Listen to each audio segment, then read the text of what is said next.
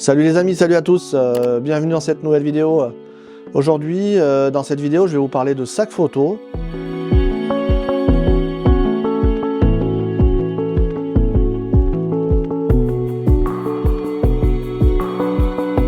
Et je vais vous parler du nouveau sac que je viens d'acquérir pour aller sur des prestations beaucoup plus simples et qui va venir compléter un petit peu la gamme des sacs que j'avais auparavant. Je vous mets un petit peu des liens de différents sacs que j'avais présentés sur ma chaîne de la marque Lopro. J'en ai deux. J'en ai un qui est un peu plus imposant et qui permet d'emmener pas mal de matériel. J'en ai un autre qui est spécialisé sur la rando. Je vous mets également le lien de la vidéo juste ici. Et dans cette vidéo, je vais vous parler du nouveau sac qui est un peu plus petit et qui est le Manfrotto Pro Light Black Loader M. Donc il a un super design, je trouve. Donc dans cette vidéo, je vais vous montrer un petit peu tout ce qu'on peut mettre à l'intérieur de ce sac. On va découvrir ensemble un petit peu les compartiments. Je vais vous donner également mon avis sur ce sac après plusieurs semaines d'utilisation sur pas mal de prestations.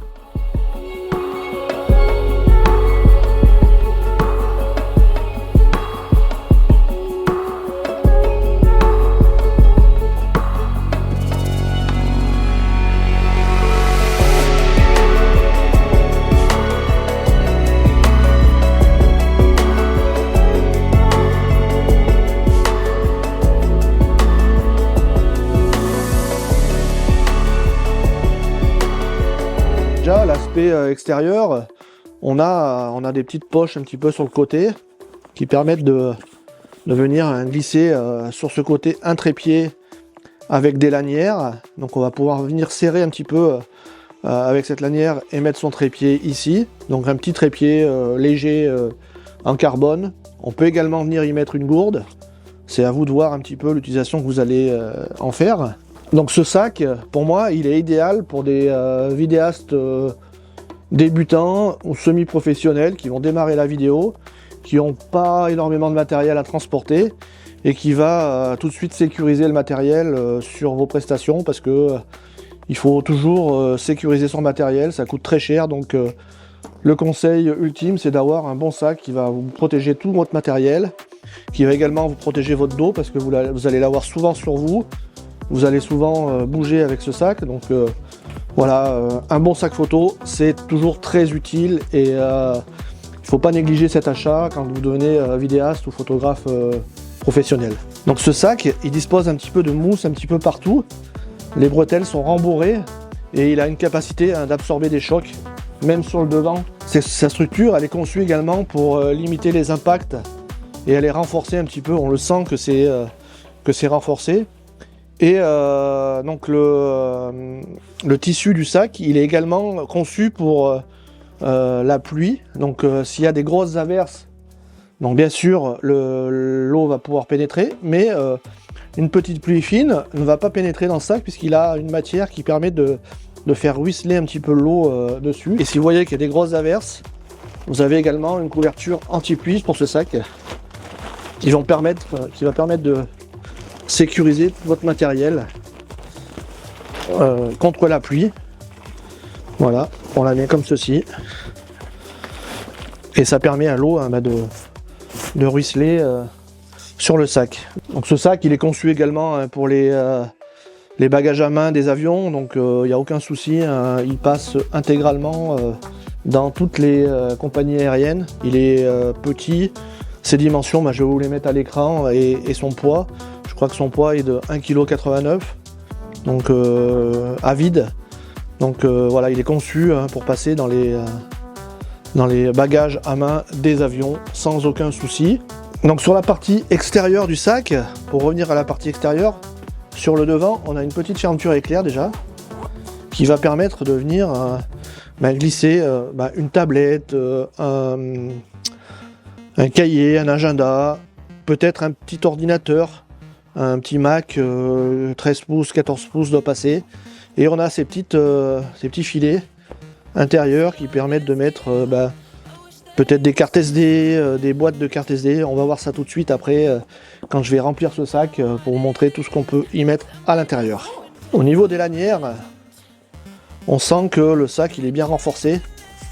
On sent que le sac il est confortable et que quand on l'a sur le dos, eh ben, il tient bien. On a juste à régler un petit peu les lanières à sa taille, à ses épaules.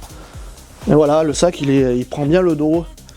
On a également une sangle là, qui permet de venir fixer le sac ici pour bien le maintenir.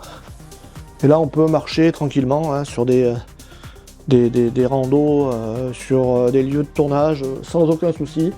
Et on n'a pas un sac hyper imposant qui va déjà vous abîmer le dos et qui va vous encombrer toute la journée. Donc pour moi ce sac c'est le bon compromis entre la petite prestation très simple et même une grosse prestation si vous avez que quelques boîtiers à transporter. Et là je vais vous faire découvrir tout de suite un petit peu le contenu du sac à l'intérieur. On va voir un petit peu ce qu'on peut y mettre. J'ai prévu tout le matériel que je vais y mettre et je vais vous faire une vue par le dessus pour vous montrer un petit peu tout ce que je vais y rentrer à l'intérieur de ce sac.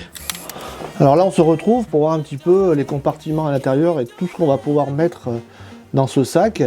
Je vais vous l'ouvrir, j'ai mis une GoPro un petit peu au dessus pour voir un petit peu également une vue un petit peu plongeante des différents compartiments et comment moi j'organise ce sac.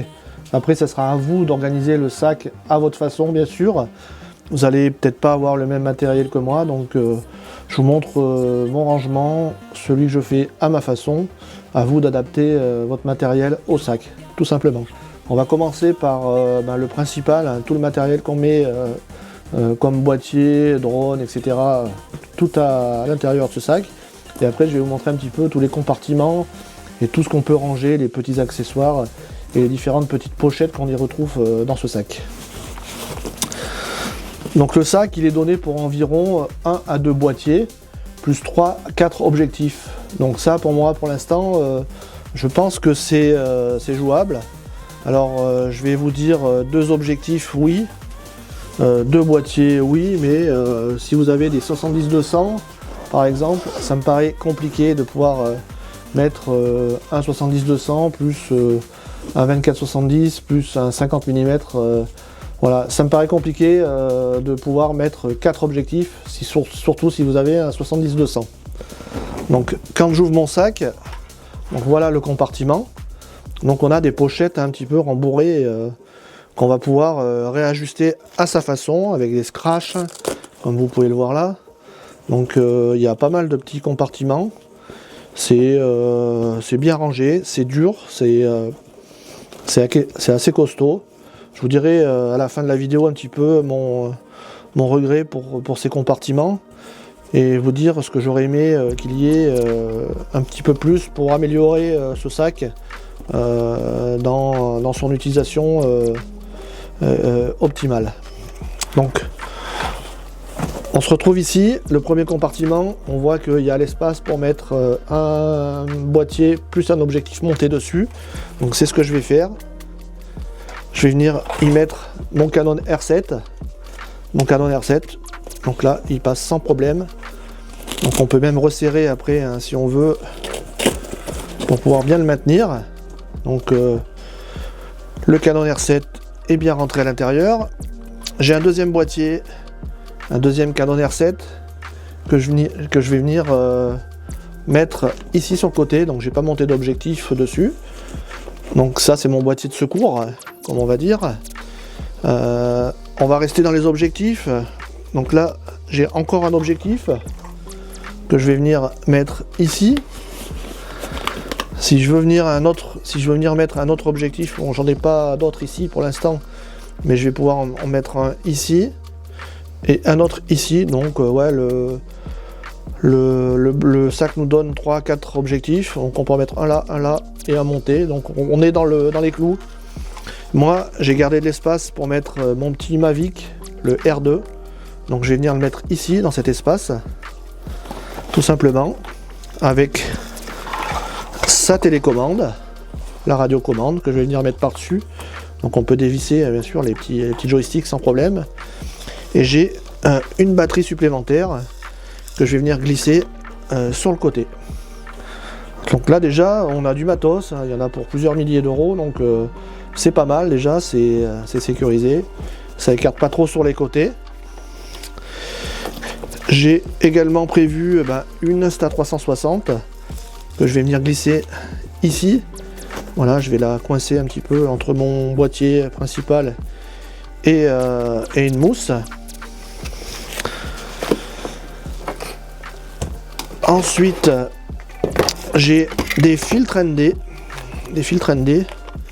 qui sont là, que je vais mettre ici. Je vais les caler à la place d'un objectif. J'ai un micro Canon que je vais pouvoir mettre ici. J'ai également une boîte de micros de la marque Nouyer, des micros cravates, que je vais venir caler par-dessus, pourquoi pas. Donc là on voit déjà que le sac est bien rempli, hein. Il y a pas mal de place. J'ai des batteries supplémentaires pour mes boîtiers que je vais venir mettre un petit peu sur le côté. Donc après on peut les mettre également dans les filets sans aucun souci.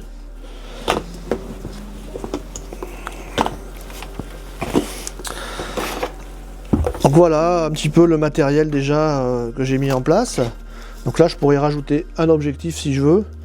Donc j'ai encore la place pour mettre une GoPro également. Quand on part en prestation, déjà si on a tout ça, c'est assez quali. Donc c'est pas mal. Ensuite dans les filets, donc on a deux filets avec des fermetures éclair ici. Et moi je peux venir y mettre un chargeur Canon pour recharger mes batteries. Par exemple, on a deux pochettes ici avec des élastiques. Et là, moi, je vais venir y mettre un petit peu des cartes SD dans les boîtes hermétiques et étanches. Donc j'y mets mes cartes SD, elles sont accessibles rapidement. Donc je trouve que ça s'adapte bien. Ensuite, j'ai quelques petites clés USB.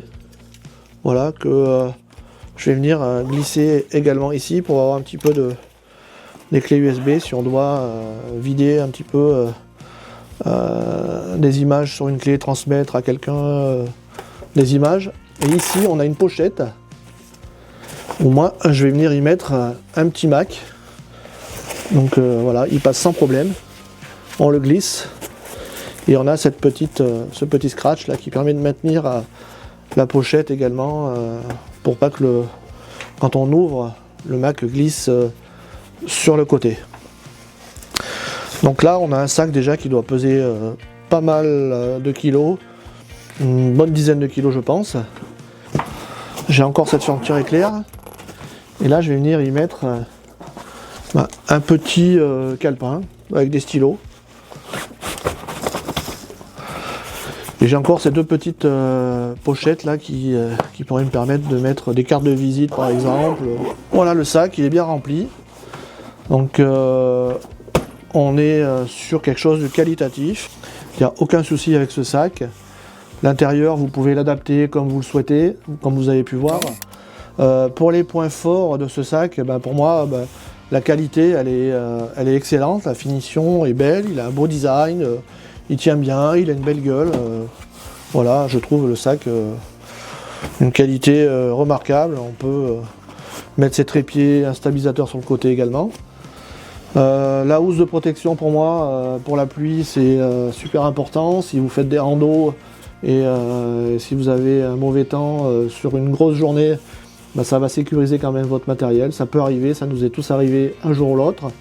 Donc pour moi, ça c'est super important. L'intérieur aussi, c'est complètement ajustable. Et les emplacements pour ordinateur et tablette, pour moi, c'est quelque chose qui est aussi super utile. Parce que quand on est vidéaste ou quand on doit travailler rapidement sur des prestations, faire du montage sur des lieux, dans des bars, dans des restos, n'importe où vous vous baladez pour faire vos prestations vidéo. De pouvoir y insérer son ordinateur, c'est pour moi quelque chose d'hyper important maintenant dans un sac photo. Un des points faibles pour moi de ce sac, c'est la partie ordinateur, où on a uniquement un scratch pour mettre un ordinateur. Donc si on a un Mac à plusieurs milliers d'euros, juste un scratch, pour moi, c'est pas suffisant. J'aurais préféré avoir une fermeture éclair et pouvoir zipper cette partie-là sur mon sac. Le deuxième point faible pour moi, c'est les mousses. Elles sont pas assez rembourrées, je trouve. Bon, c'est quand même costaud, mais j'aurais aimé avoir des mousses un peu plus rembourrées, hein. Je vois sur les autres sacs que j'ai, on a des mousses beaucoup plus épaisses et qui vont sécuriser beaucoup mieux le matériel du sac, même si là, ça reste quand même costaud, hein. Il n'y a aucun souci. Voilà, je vous laisse sur ce petit bilan avec ce sac Manfrotto. Je vous mettrai des liens dans la description de la vidéo si vous souhaitez en acheter un, s'il vous a plu. Et puis je vous dis à très bientôt dans une prochaine vidéo. Allez, à plus les amis, et puis n'oubliez pas de vous abonner à la chaîne, c'est super important. Et si vous avez également du matériel à présenter dans ce style-là, n'hésitez pas à me consulter, à m'envoyer un mail et à me demander une petite vidéo de présentation sur votre matériel. Allez, je vous dis à très bientôt les amis, et portez-vous bien. Salut!